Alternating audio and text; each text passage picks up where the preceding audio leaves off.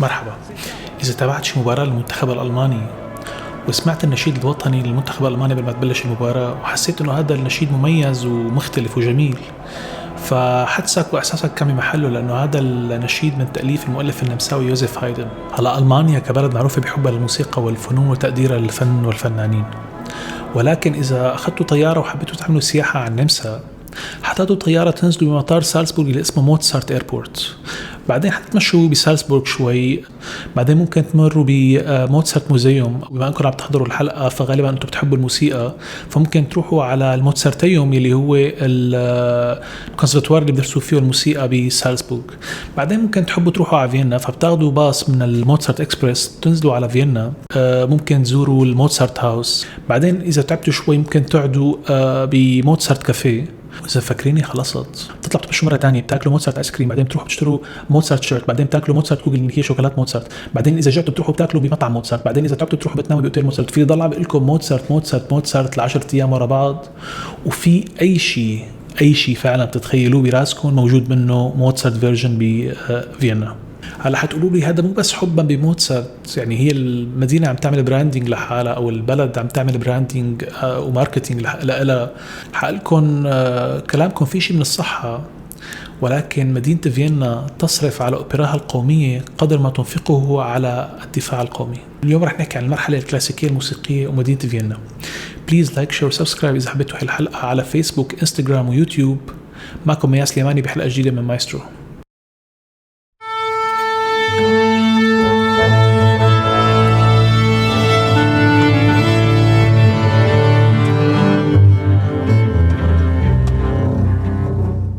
المرحلة الموسيقية الكلاسيكية اجت بين عام 1730 و 1820. قبل اجت مرحلة الباروك اللي حكينا عليها بشكل مطول بحلقة قبل هلا، وبعدها اجت مرحلة الرومانسية اللي ممكن نحكي عليها بعدين. فيينا كانت واحدة من أكبر مدن بأوروبا، كانت رابع أكبر مدينة بأوروبا، وكانت فيها نسبة الأرستقراطيين وكميتهم كبيرة كتير، أكبر نسبة وكمية الأرستقراطيين بكل أوروبا.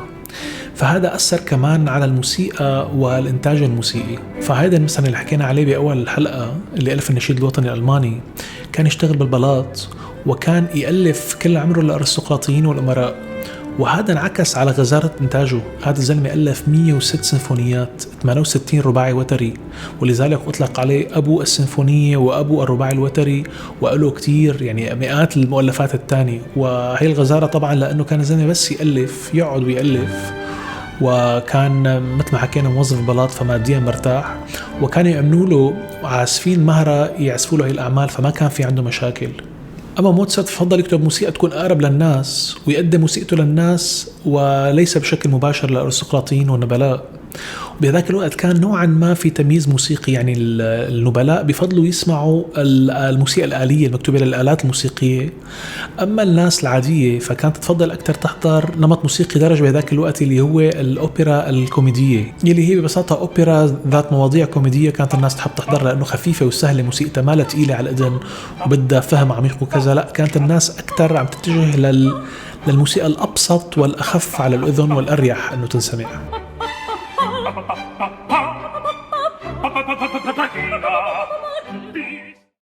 أما بيتهوفن فما رح نحكي كتير عنه بهالحلقة. أعماله نفسها كانت بداية كلاسيكية وبعدين صارت رومانسية. كذلك الحال مع فرانس شوبرت اللي مات بعمر 31 سنة، عمر قصير كتير، ولكن كمان بفترة حياته ألف بعديد من الأعمال ذات طابع الكلاسيكي. بعدين مع الوقت تغيرت أعماله وصارت أكثر ذات طابع رومانسي. ولذلك الناس اللي بتدرس موسيقى بالبلدان اللي بتحكي باللغة الألمانية حيعرفوا أنه يطلق على المرحلة الموسيقية الكلاسيكية فيينر كلاسيك، لأنه أغلب المؤلفين وأحسن المؤلفات طلعت بهذا الوقت، مثل ما حكينا عن هايدن، موتسارت، بيتهوفن، شوبرت. الإنتاج الفني تبع هذول المؤلفين هو أحسن ما تألف بهذه المرحلة الموسيقية، ولذلك مثل ما حكينا بيطلقوا عليها بالبلدان اللي بتحكي الألماني فيينر كلاسيك أو الفيينيز كلاسيكال بيريود. وخلينا نحكي شوي موسيقيا عن المرحلة الكلاسيكية. مثل ما حكينا بمرحلة الباروك كانت الموسيقى معقدة، كانت موسيقى فيها كتير من الطبقات، كانت تعتمد بحالات كتيرة موسيقى البوليفوني اللي هي بيكون عدد من الأصوات الموسيقية بتمشي مع بعض، وكان بشكل عام يعني بيحب في تعقيد بالكتابة الموسيقية. بالمرحلة الكلاسيكية صار في فكر جديد ومرحلة جديدة، إنه نحن بدنا نعمل موسيقى تكون أبسط، أسهل، أنقى، أقرب للإذن وأقرب للناس. استعملوا أسلوب الهوموفوني، إنه يكون في هارموني وميلودي، يعني ما في كتير طبقات وفي كثافة. طبعا البوليفوني ما راحت تماما، وكان كل شيء أبسط وأنقى وأسهل إنك تسمعه. وبما أن المرحلة الكلاسيكية ركزت أكثر على بساطة اللحن الموسيقي وصفائه ونقاء الموسيقى بشكل عام، فاستعملت أساليب جديدة ما كانت كتير مستعملة بهداك الوقت بعصر الباروك. مثلا استعملت كتير الفورتي والبيانو، يلي بيكون الفورتي إنه الصوت العالي، والبيانو لما بيكون الصوت واطي خفيف. واستعملت التكنيك كتير بالموسيقى الكلاسيكية.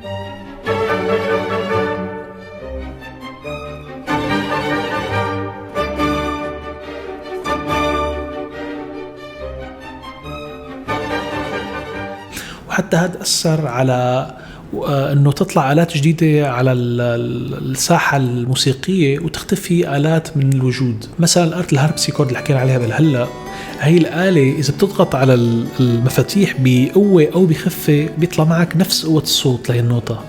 أما البيانو فيك إذا ضغطت عليه بشكل خفيف بيعطيك صوت خفيف، وإذا ضغطت عليه بشكل قوي بيعطيك بشكل قوي. ولذلك البيانو حل وأخذ محل الهاربسيكورد. So, if I put a lot of weight in the key, you're going to hear a louder sound. If I put less weight in the key, you're going to hear a softer sound. Okay, let's take a look at the harpsichord. So if I put a lot of weight in the key, and then I put a little weight in the key, you're going to hear the same dynamic range, the same dynamic volume. من الشغلات كمان اللي طلعت بعصر الكلاسيكي انه صارت النوطة هي الشيء الاساسي للموسيقى، يعني ما عاد في انه هو يرتجل من عنده او يكمل تأليف القطعة من عنده او يزيد عليها او يرتجل باماكن معينة. لا، صار بالعصر الكلاسيكي اللي مكتوب عازف لازم يعزفه بتفاصيله. هذا مصطلح اطلقوا عليه اسم اوبليغاتو، ومعناته انه العازف بيعزف الشيء المكتوب. يعني صارت النوطة هي الشيء الوحيد اللي بيلحق الموسيقي، ما عاد يرتجل من عنده. واذا بدنا نحكي عن اشهر الموسيقى اللي تألفت بالعصر الكلاسيكي، ففينا نبلش بموسيقى هايدن. طبعا هايدن مثل ما حكينا قبل ألف 104 أو 106 سيمفونيات، أنا متأكد ما حدا سمعانهم، أنا أكيد أني سمعانهم. أشهر سيمفوني هي رقم 104، وأيضا كوارتت الإمبرور أو رباعي الإمبراطور الوتري، يلي منه المقطع المعروف اللي هو النشيد الألماني.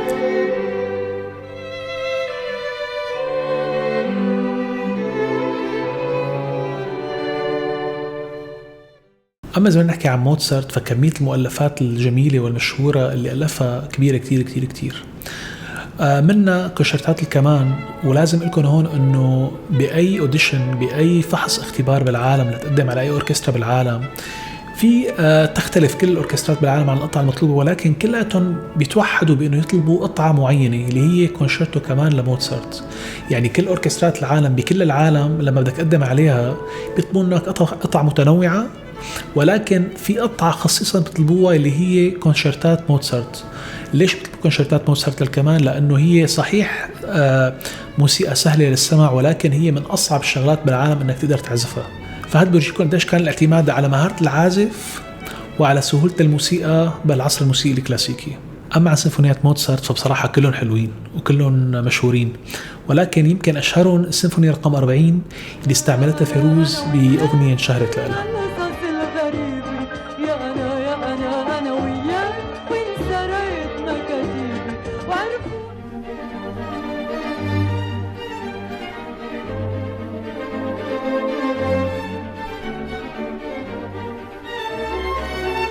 من سيمفونيات موتسارت كمان في عندك السيمفوني رقم 25 اللي استعملوها كتير موسيقيين ومنهم فرق روك.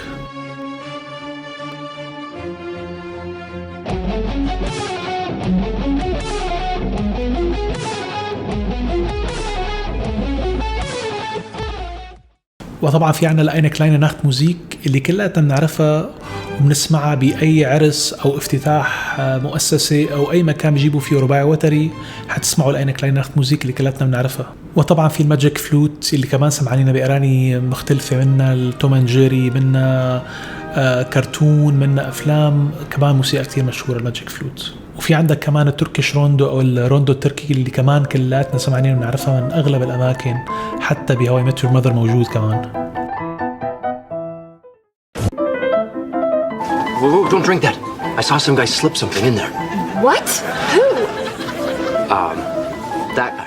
واخيرا في العمل اللي انا بلاقيه من اهم الاعمال اللي تالفت بالتاريخ، ريكويم موتسارت، كمان من تاليف موتسارت، اللي بيستعمل فيه مو بس الهوموفوني، بيستعمل فيه البوليفوني اللي قلت لكم كانت مشهوره بعصر الباروك، وبيستعمل فيه كل الادوات الممكنه لانه عمل هالموسيقى الجميله كتير.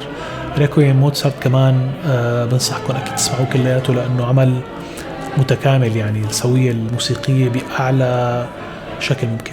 إذا نحكي عن بيتهوفن وأشهر أعماله ذات الطبعة الكلاسيكية، لأنه مثل ما حكينا هو قدم موسيقى كلاسيكية وقدم موسيقى رومانسية، فبدي أحكي عن السيمفوني رقم 3 الإيرويكا، اللي هي السيمفوني اللي كان يتحول منها من الكلاسيكية للرومانسية.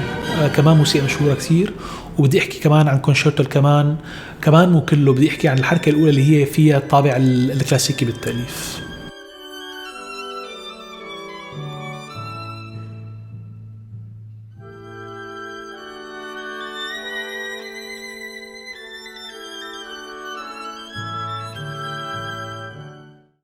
وعن فرانز شوبرت كمان إذا بدي أحكي عن موسيقته اللي ذات الطابع الكلاسيكي.